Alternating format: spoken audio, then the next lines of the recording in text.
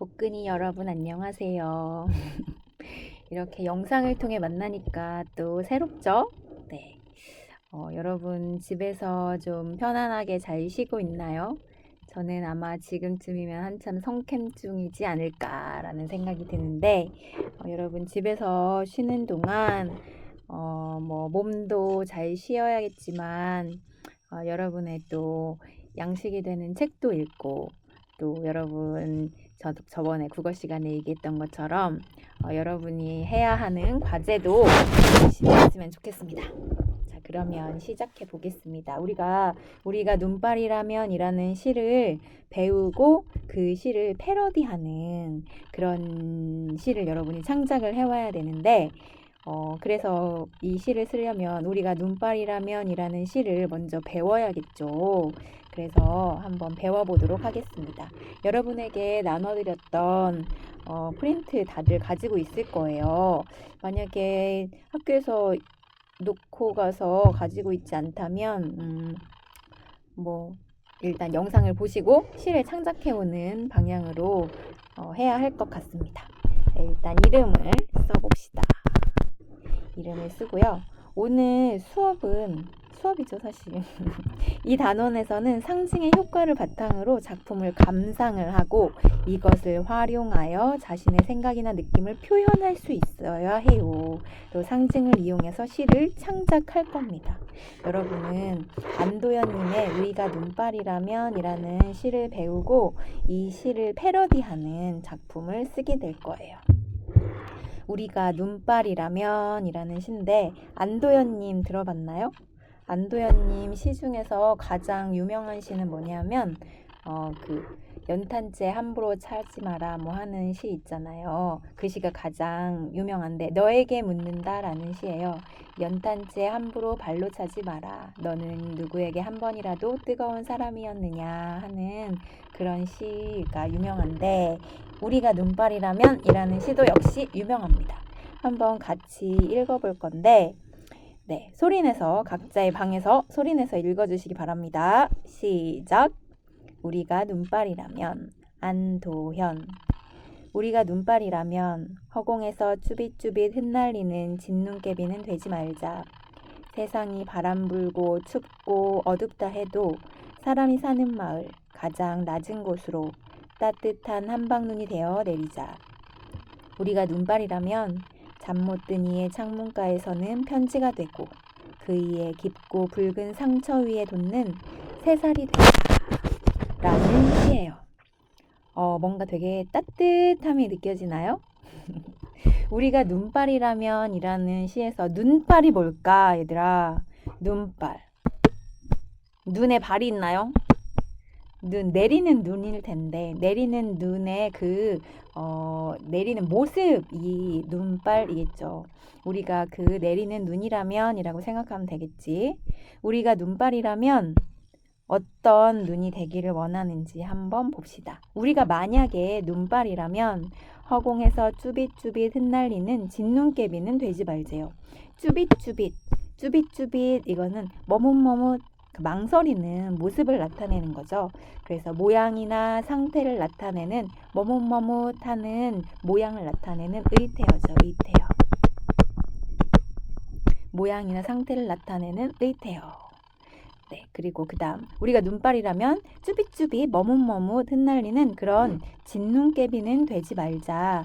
진눈깨비는 약간 녹아서 내리는 눈이잖아요. 그래서 그 진눈깨비는 되지 말자. 진눈깨비는 좀 뭔가 부정적인 것 같아요. 그렇죠? 그럼 뭐가 되고 싶은지를 한번 봅시다. 세상이 바람 불고 춥고 어둡다 해도 세상이 바람 불고 춥고 어둡고 되게 살기가 힘든가 봐. 고달픈가 봐. 고달픈 삶이 있더라도 사람 사는 마을 가장 낮은 곳으로 따뜻한 한방눈이 되어 내리자. 진눈깨비는 되지 말고 한방눈, 따뜻한 한방눈이 되어서 내리세요. 한방눈은 그럼 어떤 존재일까? 뭔가 희망을 주고 위로가 되는, 위로와 희망이 되는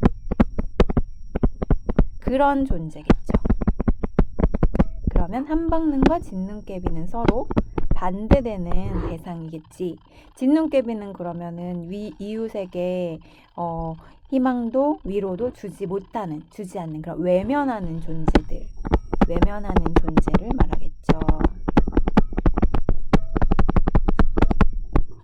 또다시 한번 똑같이 우리가 눈발이라면 위에 나왔던 거 한 번 더 나오네요. 우리가 눈발이라면 잠 못 든 이의 창문가에서는 편지가 되고 또 그이의 깊고 붉은 상처 위에 돋는 새살이 되자.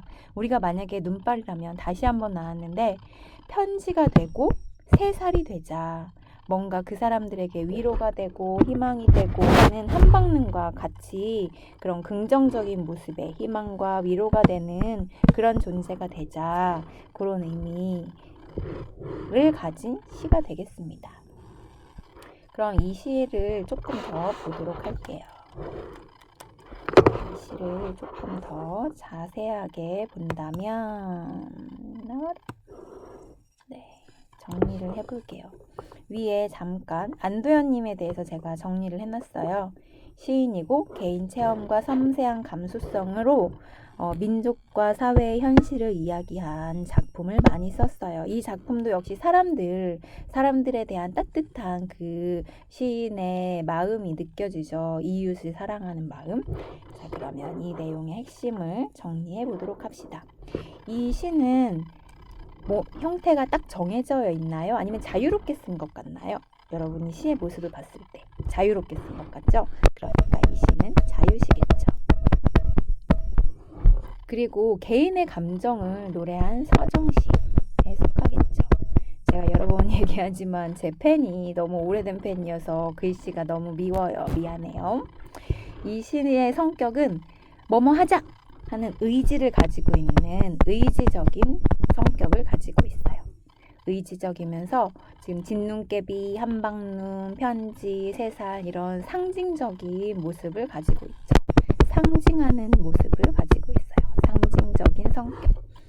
운율은 겉으로 드러나는 형식이 딱딱 겉으로 드러나는 게 아니라 안에 운율이 숨겨져 있기 때문에 이걸 내재율이라고 하고요. 이 작품의 소재는 뭘까요? 중심 소재는 소재는 다양하겠지만 눈발, 그 한방눈이겠죠. 한방눈이 되자, 따뜻한 한방눈이 되자라고 얘기하고 있으니까. 이 글의 주제는 그래서 어떠면 좋겠다.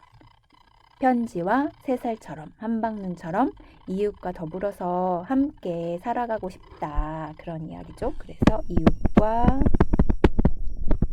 더불어 따뜻한 삶을 살고 싶다 하는 소망. 살고 싶은 소망에 대한 시예요.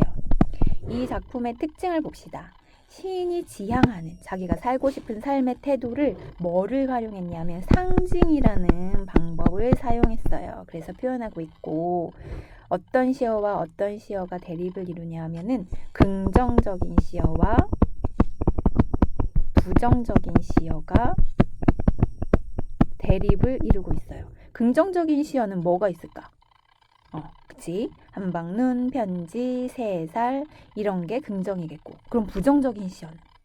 그렇죠. 진눈깨비, 바람, 어둠, 깊고 붉은 상처 이런 거 모두 부정적인 시어가 되겠죠.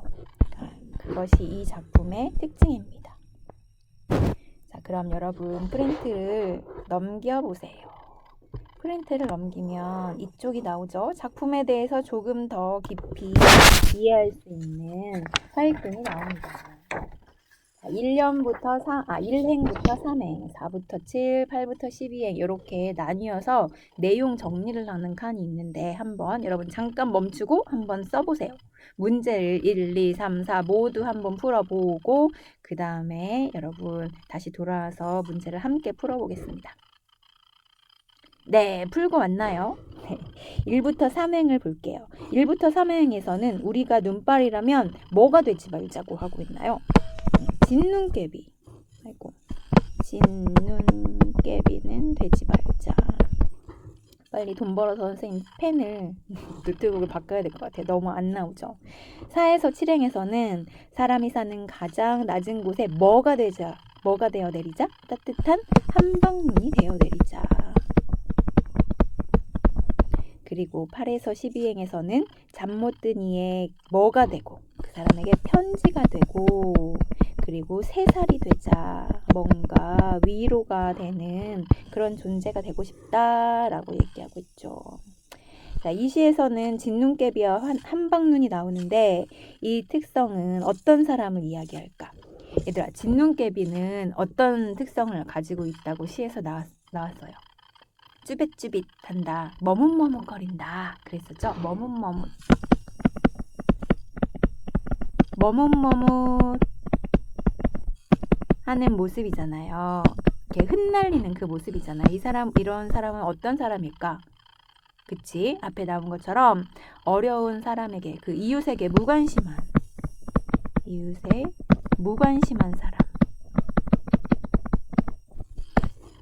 그리고 한방눈은 가장 낮은 곳으로 내려와서 따뜻함을 전하는, 그쵸? 낮은 곳으로 와서 따뜻함을 전하는 그런 존재였죠. 그럼 이 사람은 어떤 사람일까? 그치? 앞에 나왔던 것처럼 어려운 이웃에게 위로와 희망을 주는 그런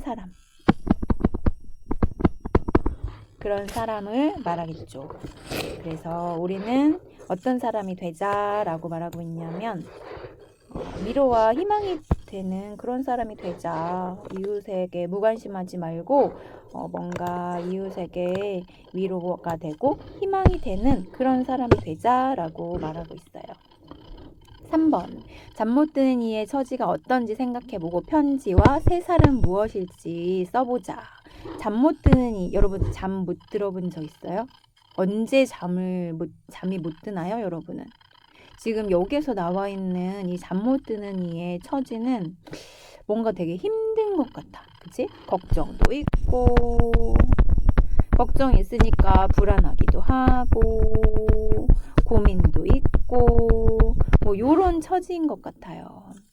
그런데 이런 사람에게 편지와 새살이 되자. 이 편지와 새살의 의미는 위로와 희망, 아까 나왔던 것처럼 반복해서 나오고 있죠. 위로와 희망, 도움이 되는 존재, 이런 존재가 되자라고 말할 수 있죠. 그 다음 4번, 이 시에서 화자가 바라는 삶의 모습을 생각해보고 이를 위해 자신이 무엇을 할 수 있을지, 여러분이 친구들에게, 주변에게 어떻게 무엇을 할 수 있을지 여러분이 상상해서 생각해서 써보시기 바랍니다. 이제 여러분이 수행평가를 해야 하는데 시를 창작해 와야 하는 게 여러분의 숙제입니다. 이 프린트도 숙제지만 시 창작이 사실 더 중요한 숙제거든요. 자, 여기에는 우리가 뭐뭐라면 이라는 제목의 패러디 시를 쓰는 거예요. 여러분이 그냥 이 제목, 우리가 뭐뭐라면 이라는 제목을 여기다가 우리가 여기에서는 눈발이지만 우리가 호떡이라면, 우리가 책상이라면, 이런 여러 가지 아무거나 여러분이 넣을 수 있어요. 우리가 핸드폰이라면 등등등 뭐라도 넣을 수 있어요. 근데 다만 그 안에 의미가 들어가야겠죠. 여기 나와 있는 이 작품처럼 뭔가 잠 못 든 이가 있어야 되고 편지와 새살이 있어야 되고 여러분이 넣을 수 있는 소재는 뭐가 있을지 잘 생각해서 작품을 창작해 오시는데요. 10점짜리 수행평가입니다. 제목이 잘 정해져야 하고요. 우리가 뭐뭐라면 이라는 제목이 잘 내용과 연결되어서 적절하게 정해져야 하고요. 원작의 특징, 우리가 눈발이라면 이라는 작품의 특징을 살려야 하고요. 그리고 적절한 소재와 표현을 여러분이 담아내야 합니다.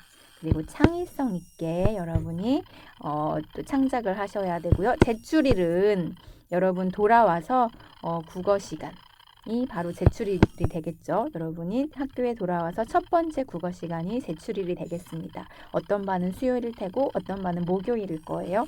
그때 모두 다 제출하기를 바랍니다. 이렇게 해서 10점 만점으로 제가 여러분의 시를 평가하겠습니다. 여러분 혹시 질문이 있을지 질문을 받고 싶지만 지금 상황상 질문을 받을 수 없어서 미안한데요. 네, 여러분 이 시를 여러 번 읽어보면서 여러분이 나만의 우리가 눈발이라면 이라는 작품을 만들어 보길 바랍니다. 우리가 땡땡이라면 이라는 작품 여러분 기대합니다. 남은 시간 방학도 잘 보내시고요. 저는 성캠 열심히 하겠습니다. 안녕.